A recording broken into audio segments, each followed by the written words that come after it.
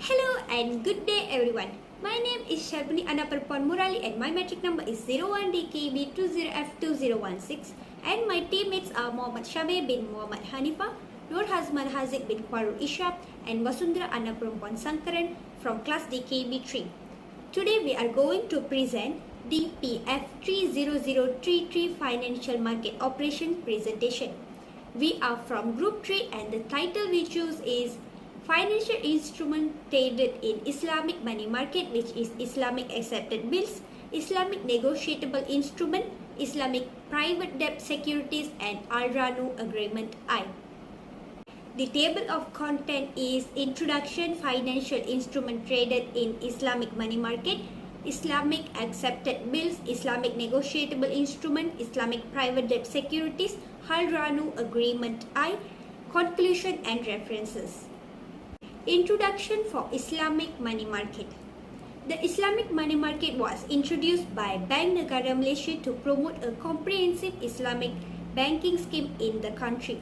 The development of Bank Islam Malaysia Berhad was aimed at promoting more players in the Islamic banking system.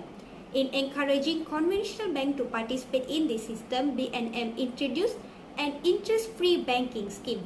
Later, the scheme was called the Islamic Banking Scheme. Bank Negara also introduced the Islamic money market in 1994 to promote the mobilization of funds from banks with surplus funds to banks that were in deficit in order to fulfill the need for liquidity injection in the Islamic money market system. The money market in the financial market for short-term borrowing and lending, typically for terms of less than a year. Generally, the Islamic money market provides short-term to medium-term liquidity in the global financial system. The Islamic money market performs a virtual function within the economy by providing an efficient means for economic units to adjust their liquidity positions. Now, I would like to explain about the Islamic Accepted Bills. Islamic Accepted Bill, also known as Interest-Free Accepted Bill. The objective of introducing IAB is to encourage and promote both domestic and foreign trade by providing Malaysian traders with an attractive Islamic financial product. IAB is a bill of exchange which is drawn by the bank and accepted by the purchaser, thus creating a debt owing to the bank. Then the bank is turned or may sell the IAB in the secondary market at a discount value under a buy al-dayan concept. The IAB is formulated on the Islamic principles of al-murabaha, different of lump sum sale or cost plus, and buy al-dayan debt trading. Al-murabaha refers to the selling of merchandise at a price based on a cost plus profit margin agreed to by both parties. Buy al-dayan refer to the sale of a debt arising from trade transaction in the form of a different payment sale. There are two types of financing under a IAB facility.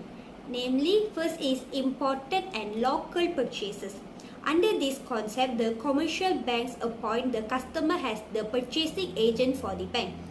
The customer then purchases the required goods from the seller on behalf of the bank, which would then pay the seller and resell the goods to the customer at a price inclusive of a profit margin. The customer is allowed to defer payment term of up to 200 days.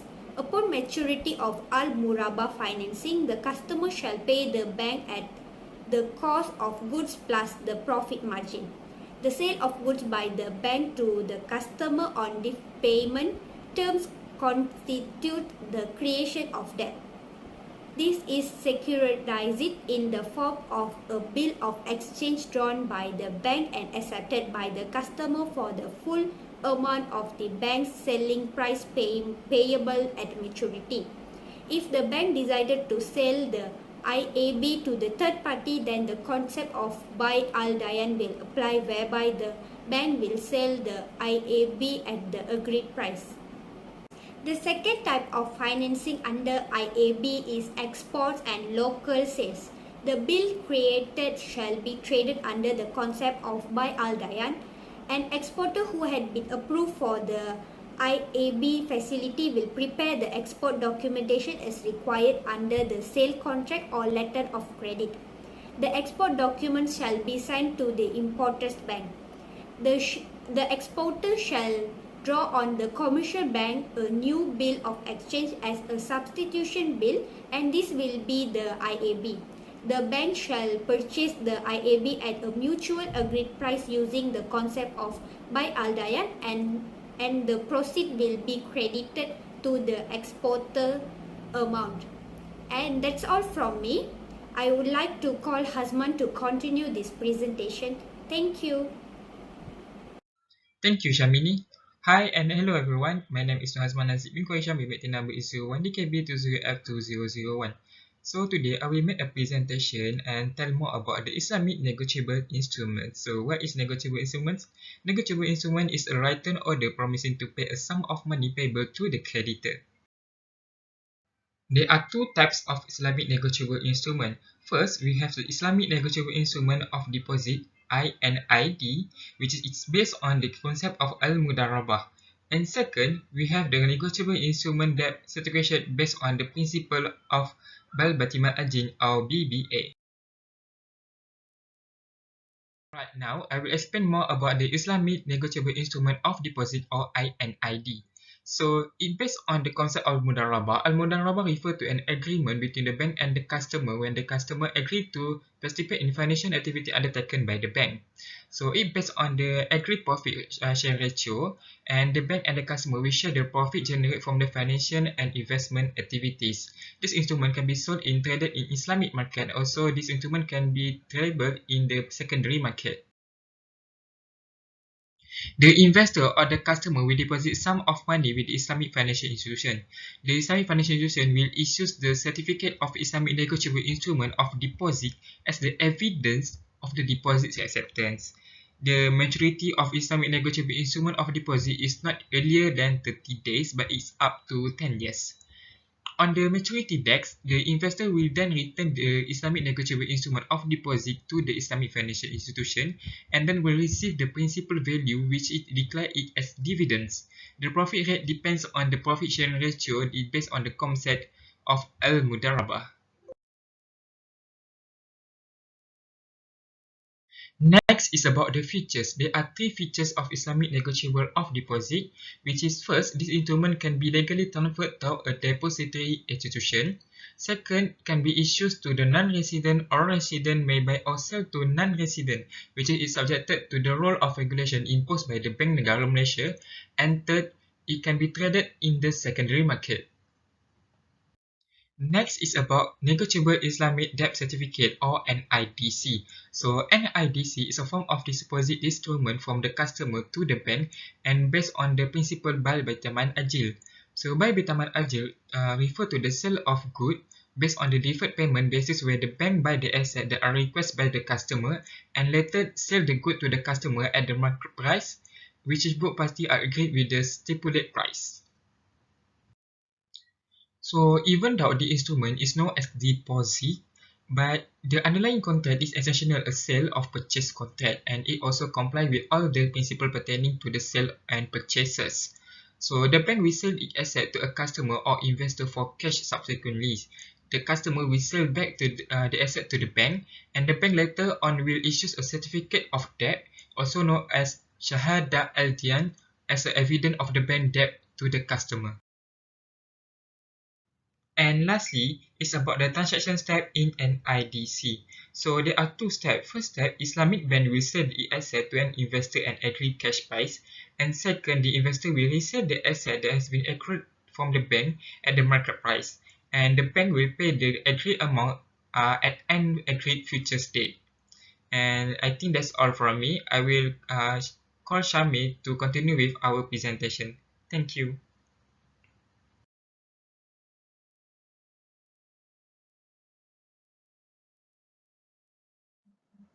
Thank you to Azman. My name is Muhammad Syamil bin Muhammad Anifah and my number matric is 01DKB20F20 and 30. Now I will continue my part of presentation, which is Islamic private debt securities. First, we can see the introduction for the private debt securities. The securities had been in exchange since 1990, but currently they are being issued in the market under several Sharia-based concepts such as buy bitaman ajil, Qara asad, murabaha, and mudarabah. The private debt securities rated by Rating Agency Malaysia or Malaysia Rating Corporation and may either be bank guaranteed or on a stand-alone basis. The maturity tenors for short-term private debt securities is between 1 year to 3 years, and for longer tenors is between 5 years to 15 years. Okay, next, this is one of the example from based on Sharia-based concept, which is I took the concept of buy vitamin ajil. The concept are the financial institution purchases an asset from the borrower and later resells the asset at a higher price. This price is made up of the cost and the profit elements. The loan arising from the finance is securitized via the issuance of two notes, which is the primary and secondary notes. As I told at previous slide, there are two types of notes, which is the loan arising from the finance is securitized via the issuance. As you all can see, there are two types of note, which is primary notes and secondary notes. Firstly, primary note is equivalent to the price of the purchased asset from the borrower by the financer. Secondly, we have secondary notes is equivalent to the value of the profit realized from the resold asset. However, these notes are traded in the secondary markets on the basis of buy the earn concept. Okay, buy the earn concept is essentially a contract of the sale of debt.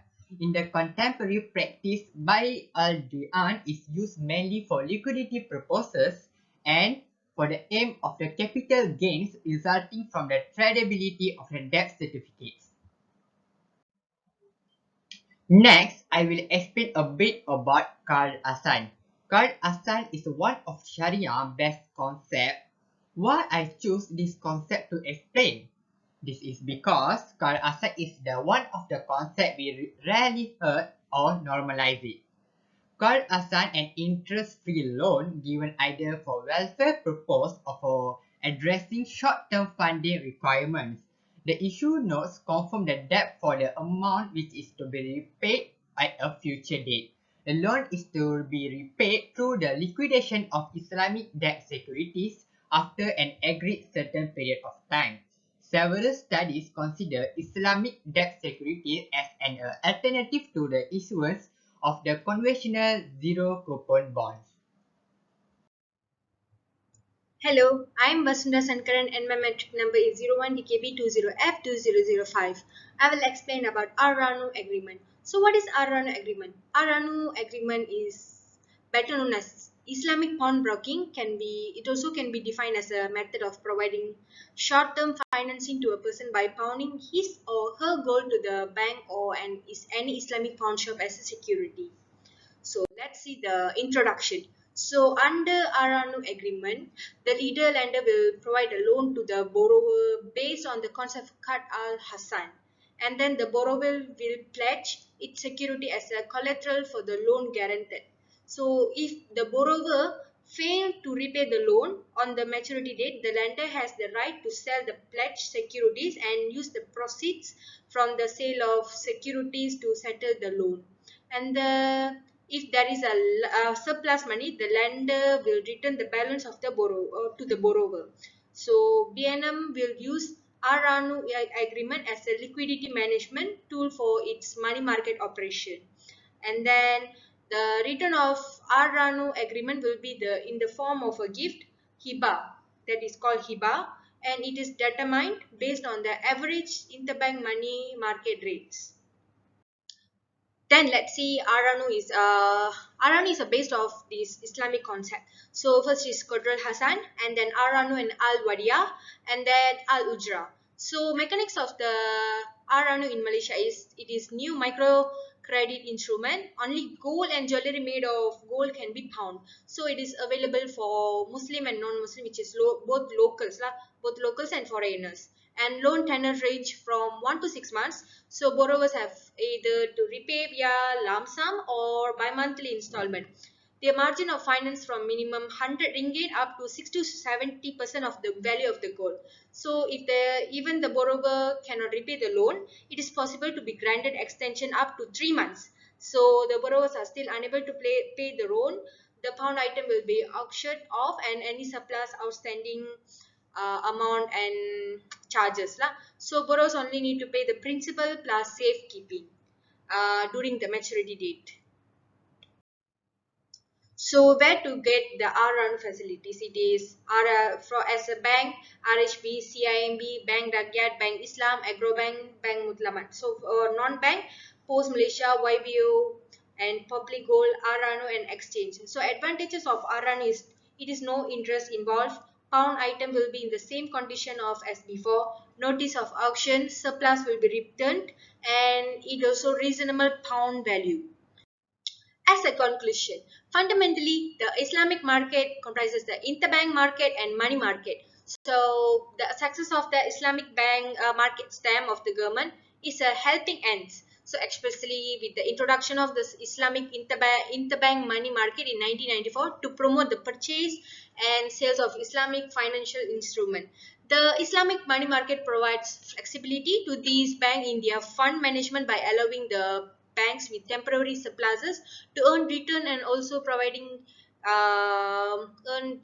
ready resources term fund to deficit banks. And then it also suggests that the government could consider offering more Islamic money market instrument to the public at the large to increase public participants. So these are the references we use to search about money market, Islamic money market. So that's all from us from now. Thank you.